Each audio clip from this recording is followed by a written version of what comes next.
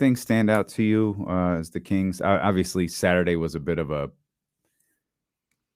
different type of summer league game. Like anyone that you may have wanted to watch didn't play. Man, like they had so many people. like your boy Jake Stevens got some run. There we go. But like there was no Jordan Ford. Obviously Keita didn't play. A lot of the names that Kings fans had been watching really closely the 4 games prior didn't play in that 5th game.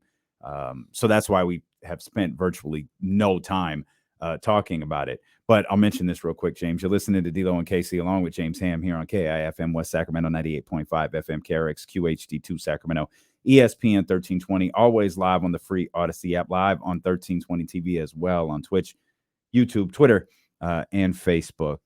Any major takeaways from Las Vegas? Yeah, I mean, I think that final game, if we just look at that final game, I think a couple of interesting things happened. First of all, Keita and Colby Jones both were beat up. Nimi wasn't going to play no matter what because of the foot injury, but Colby took that ridiculous spill where he landed hard on his hip. And then I think he got to that point where, Keon Ellis, again, already has a 2-way contract. And then I thought it was interesting that they sat Jordan Ford. That's something I'll just point out. Like, I thought it was interesting. It's almost like Jordan Ford did enough, and they need to see what some of these other young players can do. Like, was it Boom? What some of them could do. Mm-hmm. And I think that's a good thing for him. That's a good thing for Jordan Ford. That might mean something, like whether it's a training camp invite or it's a 2-way contract or whatever it might mean. Like, we'll have to wait and see. But again, I think that's a good thing. And then Jalen Slauson, I think really hadn't been able to stand out at all. And I thought he was really good. I thought he had some moments. And I'm still not convinced 100% that he's going to be an NBA player at some point. Certainly he'll get there because he signed a 2-way, and there will be games where he'll be on the bench, maybe if you have injuries or something. But we're going to have to wait and see how he develops. And, he's already like a 23-year-old prospect who played like so many games in college. It's ridiculous. But overall, I just think that like it was a good win. They fought hard. It showed you what Luke Laux is trying to teach. It's a competitive fire. It's whether shots fall or not, you're going to play hard. And then there was some weird oddities to that. They had one guy, only one player of the 10 that played, that didn't hit a 3-point shot. And they had one guy who didn't get a rebound, which was Chance Comanche, which it was like, come on, bro. Like, you almost have to try. I mean, that's like Jay Triano and Manny the mannequin, right? Yeah, Manny the mannequin. It's a mannequin with his hand straight up. And they say, like, look, if we put the mannequin right under the basket, he's going to get 10 rebounds a game. Chance, what's your answer? Like, oh, bro, you're almost 7 foot tall. Yeah. Like, how could you go through an entire game? Man. He hit a corner 3. You're like, oh, that's cool. That's cool. Like, all these things you're doing are cool. They panned to the bench. The bench is clapping because he hit a 3. It's like, get a rebound. Bring down a board, now, like on. That is like I don't know even what to say. Sir, you are not going to solve our rebounding problems. Yeah. Good luck in your future endeavors. Yeah.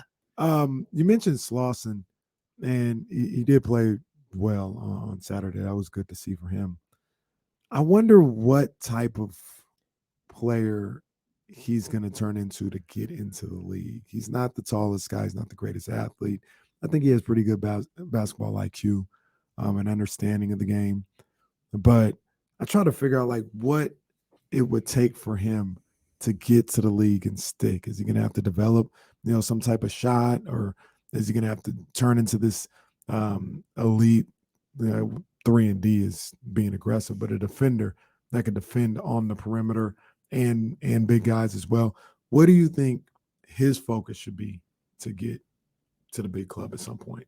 Yeah, I mean, it's got to be as a 3-and-D guy. I mean, he's a mature, high basketball IQ player. He hit the 3 ball his junior year, or I don't even know what you call it now, because I think he played 5 years in college. He got the COVID exception, I believe. But he was the defensive player of the year in his conference in his junior year, not his senior year. He was all conference like for a couple of years, and he's a good ball player, but he's got to find ways to stand out. And just like we talked about this with Keita, there's a big difference between being a college player at Furman, is that where he was? Yeah. and Shout being out Gina. a professional basketball player. There's a much different. So when your job is to do nothing but play basketball, your focus, the training, everything, like I expect him to be more dynamic. I expect him to lose a little weight, to be in just primo shape.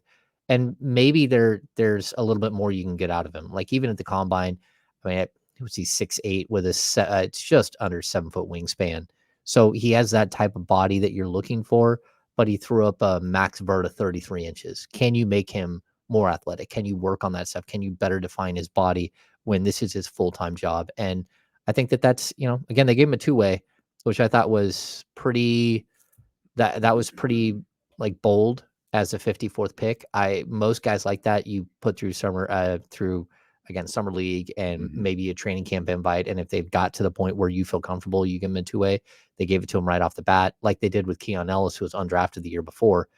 And we're gonna have to wait and see. Like his road to the NBA is not just like an easy straight path. What do you attribute that to? The quick, I won't say handing out of the two-way contracts. Do you think it's just like, hey, this guy provides something we really like and we want to be patient with them, and giving them the contract out the gate emphasizes that we're going to be patient with this process with these particular players? Yeah, I think it's interesting because you're always hoping that it doesn't matter where you're drafting, like in the late second round, that you might have something there. Like a lot of those players, they never play in the NBA at all. I mean, we can talk about like Justin James and Kyle Guy and players like that they actually found a way onto the court, whether it was like for a bunch of minutes or not. Both of them have gone overseas and are playing really well overseas. I know Kyle Guy just got another contract, and I know Justin James was on Victor Wembanyama's team for a stretch. So like there are like those players, they're gonna have to fight their way into the league, and that's why they're late second round picks. I mean, that's kind of what you're going with. But for me, I'll always, like, for the next couple of years, I'm going to keep saying this. Trace Jackson Davis was on the board right there, and he's a player that was potential late first round, maybe early second round pick, and he wanted a full-fledged contract. That's what his agent wanted. They didn't want a two-way. They wanted a NBA roster spot with the guaranteed money that comes with that, right? So that's why, like, late first round picks, they're not that valuable, because basically you can get similar talent in the early second, but you don't have to commit to the 4-year deal that you do with first round picks. And it's a 2-1-1. So it's a 2-year guaranteed deal with team options in year 3 and year 4 for a first round pick, but you're still committing major money. Yeah. We talked about the 24th pick. The entry salary was 2.7. The cap hold was 2.7 million. That's a good chunk of change. I mean, you're guaranteeing over $5 million for the first 2 years. Second round picks, it's just not the same. It's just not the same money. And so for me, that's the one player that I look at and say, could Trace Jackson Davis become an actual player? And if he does, and you passed on him there, and you still have 2 open roster spots. But isn't there a story to that? There is, but from what I know, he would have loved to have come to Sacramento. Okay. Yeah. And like the story is that Mike Dunleavy, who drafted him with a Golden State Warriors, his brother is Trace Jackson Davis's agent. And he was essentially promised what you just outlined. He wanted a roster spot. He was promised that in Golden State. So there was a certain point, and I don't know when this started. Yeah. But there was a certain point where they were telling teams, unless you have a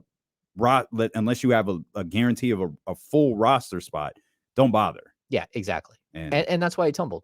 That's because he should have gone in the early 30s. I mean, we're talking about a guy who averaged 20 and 10 with 4 assists. I feel like we talked about him at 24 at some point during the process. I mean, and I'm not projecting him at 24. Just that was a guy we had a conversation about. Well, then he averaged, I think, 2.9 blocks per game. I mean, he put up at like 39-inch vert at the combine. Like, he's got leaping ability, he's got passing ability, he's smart. The one thing he doesn't do is he took 3 total 3-point shots his entire 4-year career, and that's not a lot. Well, I hope he missed all. Yeah, I mean, I'm confident it's going to work out for Trace. He's obviously a good ball player, and we all know Golden State does a tremendous job of developing their young talent. Well, hey, it's a safe haven for these It is. players. It's just a place where you can go. You can be yourself. Your game can develop. There'll be no pressure, and you definitely won't be traded out of the league or punched within the next few years. So it's a model of consistency. it is.